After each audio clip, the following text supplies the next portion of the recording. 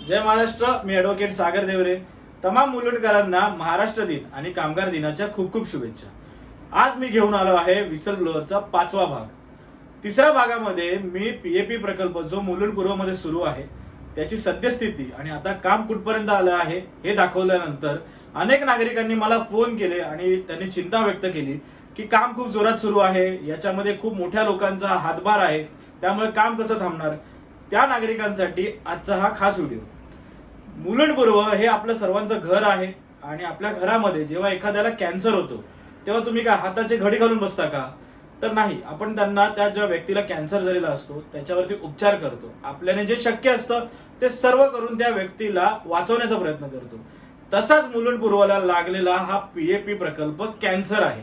त्यामुळे आता आपल्याला सर्वांना माहिती आहे की मुलुंड पूर्वमध्ये पीएपी प्रकल्प सुरू झालेला आहे. आता याच्या विरोधात आवाज उठवून तो प्रोजेक्ट कसा थांबवता येईल याच्याकडे जोर देणं योग्य आहे की घरात आताची घडी घालून बसणं योग्य आहे हे तुम्हीच ठरवा. मी या व्हिडिओच्या माध्यमातून तमाम मुलुंडकरांना सांगतो की आता आपल्याला सुवर्ण संधी आलेली आहे, कारण लोकसभेच्या निवडणुका लागलेल्या आहेत आणि सर्वच पक्षाचे उमेदवार हे तुमच्याकडे मतदान मागायला येतील. अशा वेळी या उमेदवारांवरती प्रेशर करणं हे आता नागरिकांच्या हातात आहे.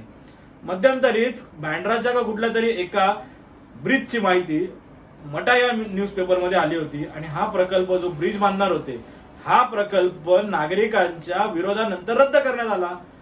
मग जर एका ठिकाणी मुंबईच्या असे प्रकल्प रद्द होऊ शकतात तर नागरिकांचा रोष बघून मुलुंड मधला पीएपी प्रकल्प का रद्द होऊ शकत?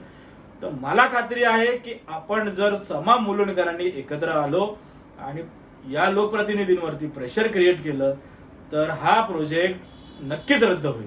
एवढंच सांगून आजचा हा भाग संपवतो. पुढच्या भागामध्ये पीएपी प्रकल्पामुळे उद्भवणाऱ्या समस्यांवरती अधिकची माहिती देईन. धन्यवाद.